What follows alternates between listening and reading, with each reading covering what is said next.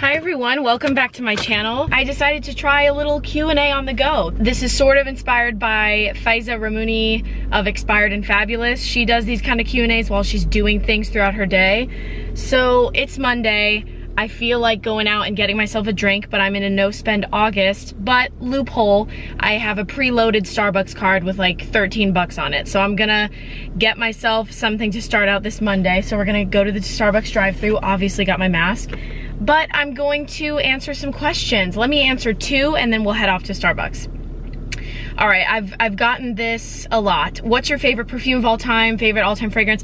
So that's really, really hard for me to answer, obviously. But I think the perfume that is most special, you guys know I love Insolence by Guerlain, but it's gonna be another Guerlain fragrance because I think this is the first fragrance that was ever magic for me, that ever moved me emotionally, that ever held a really, really, really dear place in my heart. Spiritueuse Double Vanille by Guerlain. I have a story all about that, but I got it in Paris when I was with my brother and my mom. We went to the Guerlain store on the Champs-Elysees, so it was like, felt very like, oh, we're in Paris, we're doing the fragrance thing.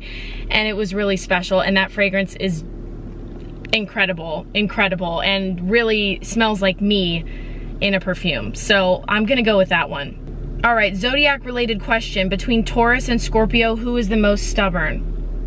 Honestly, Scorpio, I would say. I think Taurians are stubborn in personality, but they sometimes can have a sense of humor about it. A couple of my Taurus friends, if you don't try to shame them, they can laugh and be like, okay, I was wrong, or you know what, all right, let's change our minds. Scorpios, it like it's a part of their identity, and they get stubborn about really like frustrating things. And like to show that they're tough, I don't know, it becomes a personal thing. I'm like, this is you and your ego now, what's going on? So anyway, let's head over to Starbucks. I'm gonna drive, obviously not vlog when I drive, but talk to you when we get there. Okay, we've arrived at Starbucks. Obviously, we're in the drive-thru line, so we've got some time to chat. So back on the Scorpio thing though, I was thinking, it's like a lot of Scorpios I know, it feels like they have almost like a chip on their shoulder, like they've got something to prove. It reminds me of that quote from The Office where Angela's like, it's something like this is not exact, but she's like, I haven't spoken to my sister in 12 years. Over an argument I can't even remember. So yeah, like, yikes. Ever planned on traveling and where to? Of course, I love traveling. Next, I would say I definitely want to go to Sweden. My friend's wedding is in a couple weeks and I am not able to attend, obviously, because it's in Sweden and we're in a pandemic. So whenever I can, I'd like to go to Sweden or just to Europe and do a trip with her and celebrate. And then also Mexico City. I would really like to check it out and check out some different cities in Mexico and see if there's one I'd like to move to. Short-term, long-term, we'll see, but definitely Mexico. What is the most California thing about me? I mean, I don't know if this is California, but I think people who don't live here think it. I like say dude a lot. Like I'm like, dude, I know, dude, stop. And then it's very California that at one point in my life, I was a holier than thou vegan. There's nothing wrong with being vegan, but I definitely am pretty embarrassed about how militant I was about it, and you know, kind of thought I was like suddenly living this higher path when I had not been vegan for like 21 years of my life or something. I don't know. So yeah, that's pretty California. How's it like living in California? It's great, not during this pandemic because we are not doing a great job. We have not done a great job at managing the spread of this virus. So yeah, but otherwise, I mean, it's beautiful. It's a gorgeous day right now. We've got everything you might need, really. Overall, I like it right now. I don't know if I'll stay here forever, but I like it. How to be more confident. I actually have a video on that, so I will link that down below. And it's a very long video, so you can get all my tips in there. Oh, how do I deal with a friend who keeps talking about her diet, unaware that I'm in ED recovery? Ooh, we're about to go through the drive-thru. What am I gonna get? I wish I could get a matcha, but that's not decaf. Maybe like a mocha? I've never had a mocha before. Could use a little chocolate. Could I do a grande decaf mocha latte with soy milk? It's gonna be a hot one? Iced, please. Okay, do you want the whipped cream on top? Yes, please. 15, thank you. Thank you. Whipped cream, yes baby. This mask is from Anthropology, if you were wondering. Okay, I gotta pull up my Starbucks card so that they can scan it. Look, my Starbucks card is a Chicago card. I love it. Hi. How are you doing? Good, how are you? Well, thanks for asking. Thank you. How was the weekend? Pretty good, you know. Yeah. Staying safe, but trying to have a good time. Not really much we could do. No. So. Have a good start. Thank you, you too. Oh, he was sweet. Okay, should I park somewhere for a little bit so we can chat? Is there parking over here? This'll do just fine. Right next to the trash where I belong. All right, so basically, here's the thing, is if you don't want to talk about your ED recovery, which clearly you don't if this friend doesn't know, you can only change you, and you can only control your responses to things. So you can't, you know this, you can't make your friend not want to be on a diet. You can't make your friend right now see all of the issues with diet culture and all of that stuff. But that is so difficult and it is so triggering. One thing I found was, because I'm used to working from home, when I re-entered the theater world a couple years ago, most people, when we're on our dinner break, we're eating together, or even like eating in a break room, sometimes in the green room. And people, actors especially, are usually very body conscious, and therefore a lot of them are really into dieting.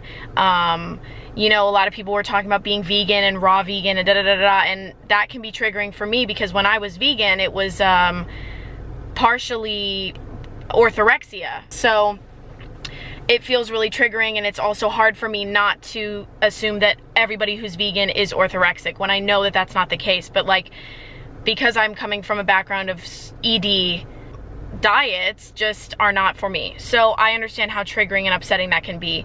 What I would say is, when people start talking about things that I don't like, and I don't want to start a whole discussion, I just kind of stay silent, not in a passive aggressive way, and I don't stare them down, I don't give them dirty looks, no, because I'm not about being passive aggressive, but it kind of signals that maybe it's time to change the subject. And if they're not, I mean, when I'm working and people are talking about diets, you know, I would be like, I'm gonna go grab a coffee down the street, anyone want anything? Okay, cool. And I would just go and leave and grab my coffee, or like go eat somewhere else, remove myself from the situation. I have a friend who says, you know, everyone's doing the best they can, and just remember that and be compassionate. I get that, but it's really hard to do that when you're triggered, really hard. So yeah, I would just talk less. But yeah, I would just try to talk less, or find a way to remove yourself from the situation. Go to the bathroom, and then when you come back, she probably won't be talking about it anymore. But I'm sorry you're going through that. It's so frustrating. How do we get over a heartbreak / heartache? Oh my goodness. It takes time. I was just telling a friend, getting over somebody, getting over a heartbreak is so funny. I'm in therapy again, and it has been so wonderful and helpful. And what's funny is the logical side. I've been really tapping into the logical side of my brain, and I love her. I love her. She knows what's real. She's great.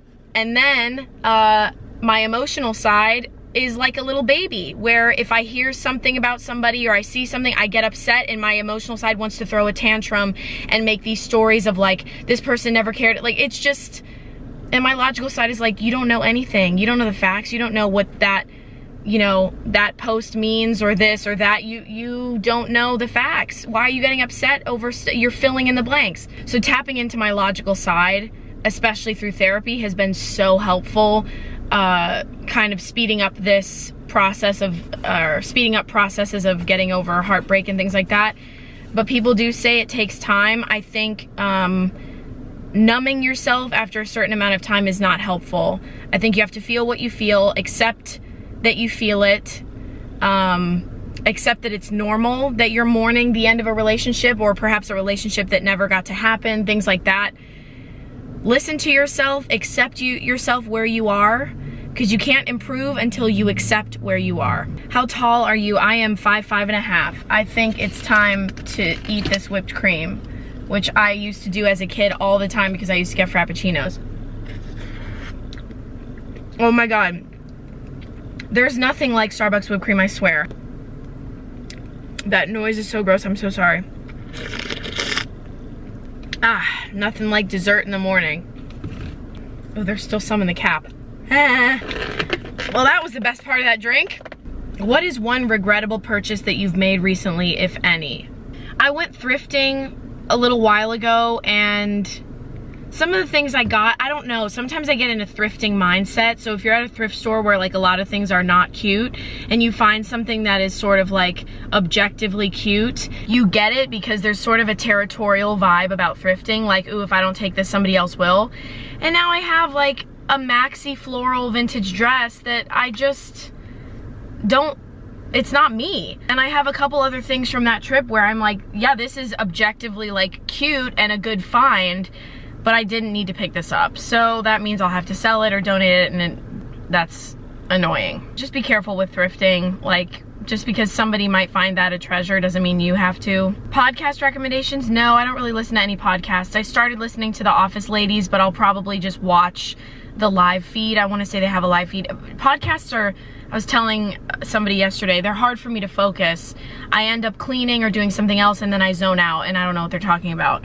I know also Esther Perel has a podcast. I'd like to listen to that, but it would be better again for me to sit down and watch the video. I'd rather do that. What motivates you?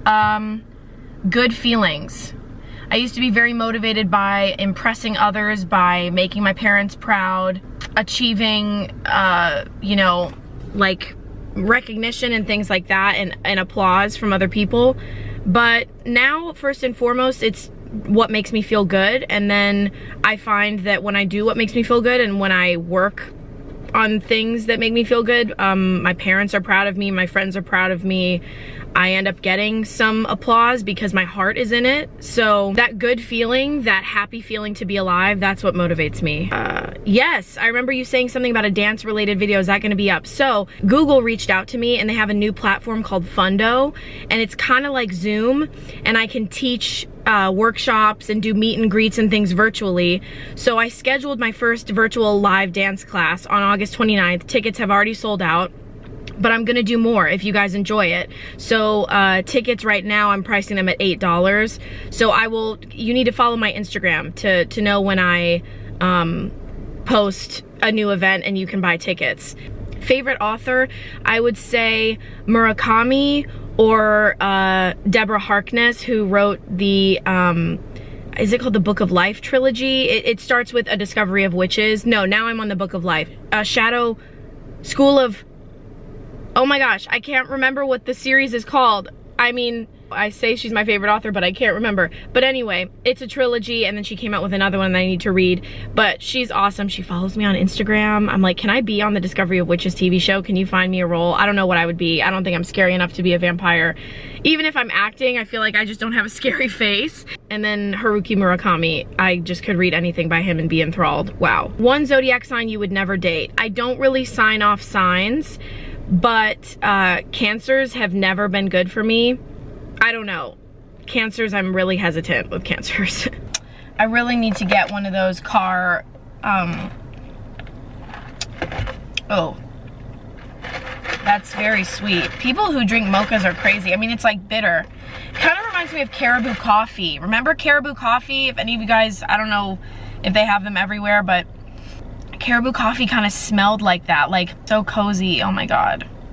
Wow, I miss Caribou. Their aesthetic was everything. Why did you pursue acting as your career? How did you know to make it a career and not a hobby? It was just really no question for me. I mean, I went to school for music, so initially I wanted to be a famous artist. I wanted to be a pop star. I had done theater since I was young. I did a bit of professional theater when I was little. I did like film acting and commercial stuff. So I always enjoyed it. And then I'm one of those people, I feel lucky that I just felt I had a calling to work in entertainment. I don't have one direct path.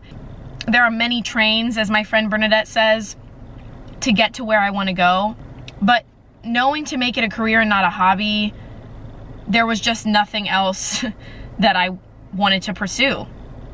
The idea of pursuing entertainment as a career made me so excited and so happy. And like I said, I pursue things.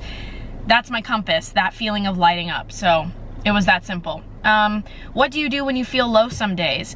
I accept it recently. I accept it. I either let myself kind of lounge around. I did that yesterday. It was Sunday and I just kind of like, you know, was a potato and I'm fine with that. Or, you know, it's good to pour yourself into something. It's really nice to have had, or to be choreographing these these routines for these dance classes, because some days when I just don't feel very good, I'm like, well, I should work on my dance routine. And then I end up dancing for like an hour and a half and sweating and feeling so good. So I try to eat healthy, I try to hydrate. I just let myself feel that way. I don't try to break myself out of it, because making yourself try to feel perfect on a day when you are feeling really low, you'll just feel worse. Is this lighting in the back annoying? Skincare routine. Right now it's super simple. I use the Neutrogena Daily Gentle Cleanser. I stopped using Curology because I broke out at the beginning of quarantine. I think it was stress and eating a lot of sugar with some perioral dermatitis, so I went on an antibiotic for that. So I'm not using anything strong right now because I'm on that antibiotic for skin. So then I just use my Curology moisturizer, and little by little I've been working in 2 Pixie serums. Mostly I'm just using the Pixie Vitamin C serum, and then sometimes the Overnight Glow serum. I'm just trying to work through some of my skincare, honestly. Are you single? If so, what are the things you enjoy the most by being single? I am single. I am loving my own space, and every minute of my time is mine to decide to spend however I like. I know that when you're with someone, you know, you can have your own life, but if you're trying to be a selfless partner, there are many hours of your life, many hours and days of your week that are going to be spent with them, that are going to be compromised over like when you guys can get together, things like that. And I get to live however I want to live every single minute. I get to eat whatever I want to eat that day.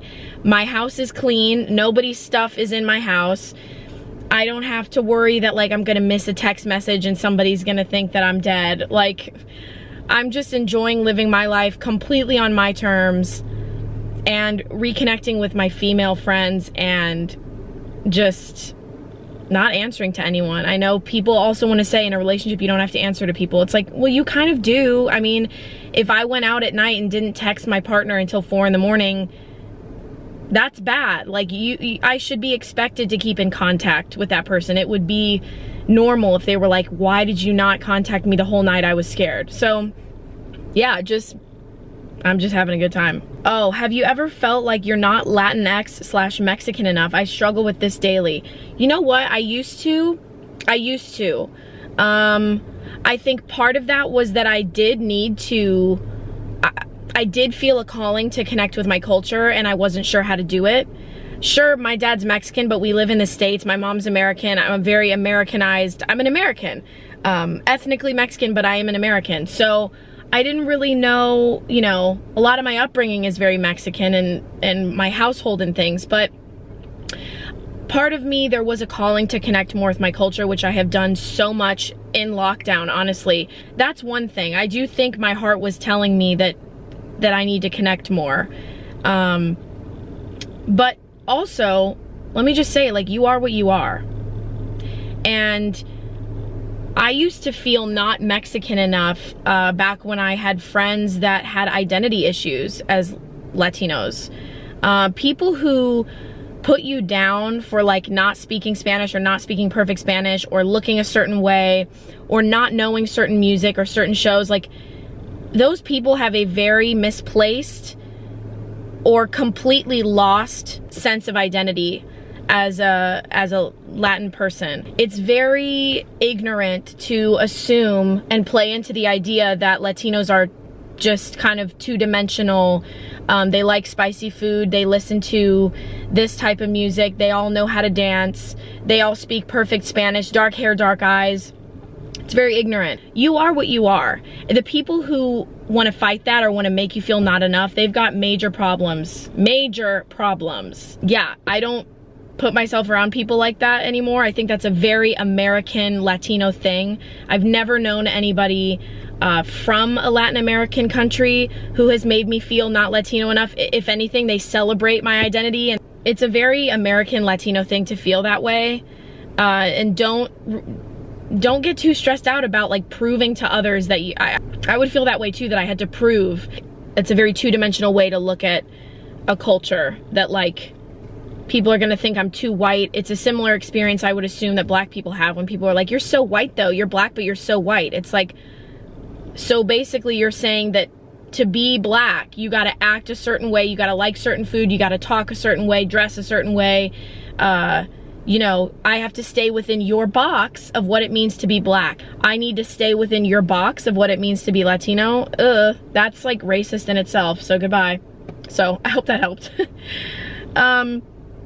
Molly, my friend Molly asked, what is your favorite theater experience you've done? You have to pick one. So I was in a show with Molly called League of Their Own, which was a musical parody of the movie A League of Their Own. And it was amazing and so much fun. And it was the first time I did sort of like interactive and comedy theater. But I would say my favorite theater experience so far has been being in American Mariachi at South Coast Repertory. Because we worked with real mariachis, everybody in the cast was Latinx. It was not only a wonderful show and a wonderful group of people to work with, and just a theater and company that I feel so privileged to work with. I mean, South Coast Rep is like big, you know? I felt so privileged. It also just encouraged me to connect with my culture in a way that I can't even describe. I felt so connected. I felt so proud seeing my dad in the audience, a Mexican immigrant watching me in this show, and working in Orange County where there are so many Mexican-owned businesses. You know, there were paleta shops everywhere and taco stands, and like, I thought LA was pretty Mexican, and I know it is, but OC, the expression of it's just so Mexican down there, and it was awesome. So the whole experience was just so Mexican and so inspiring.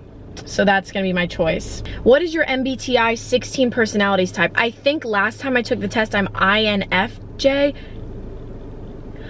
INFP. I don't know, I need to take it again because it has changed. What do you miss doing the most so far in this lockdown, and has it changed? I miss going dancing. Going out with friends and going salsa dancing or to like reggaeton clubs, that is my favorite thing. I love it. Has it changed? No, because it's really the social aspect of that that's so fun, and being around people, it's invigorating. I'm not someone who loves to be around big crowds all the time, but it's very, very fun. But you know, selfishly, I also do miss dressing up with friends, getting ready, that whole process, like when they come over and you're playing music and getting ready together. I love that. And then you look good, and then people look at you, and it's fun. It's just part of being a human being, that peacocking. So I miss that, but we'll get back to it. I'm in no rush, and I've been dancing at home. So what is your rising sign? Virgo rising. Hello, we're rocking a white shirt as I do in almost every video. Virgo rising. What is Mochi's middle name? Mochi's middle name is Reptar. Because since he was a baby, he loves to play with me and like act very horrifying when we play and like show his teeth, and he is very Reptar-esque. So Mochi Reptar Carrillo. Thank you for that question. Last question. What made you want to start a YouTube channel? I started my YouTube channel when I was 14. I was on spring break here in LA, and I was making makeup videos for quite some time. And definitely just watching other YouTubers. I think they're super inspiring, like Julie G713 and Richie Nichols. I felt like, you know, they were my friends or my big siblings, and older siblings, you know? And also I'm a performer, I've always been. So when I was 14, I'm like, I want to be on camera and show people what to do. And I've always loved makeup, and yeah, it was just fun, you know? The whole thing looked fun. Editing and setting things to music and doing the transitions and thinking of new looks. It was a great creative outlet for me at the time, you know, doing makeup videos and things like that. I never intended to make it a part-time job like it is now, or ever make any money from it, or ever be famous. Not that I'm famous, but that was just not a reason I started it. But I am very glad I did. It's been a great place. I'm also waiting for my 100K plaque to come in the mail. I hope it comes. I know some people don't get one, but I'm like, I'm active on YouTube, and I'm a person. I would like one to hang on my wall. Anyway, that has been my Q&A, my car time Q&A. If you ask me a question in my YouTube community section, that will be coming at another time, like I said. But time to start the Monday. Time to start the good old Monday. I hope you guys have an amazing day wherever you are. Love you very much, and I'll talk to you in my next video. Mwah! Bye, guys.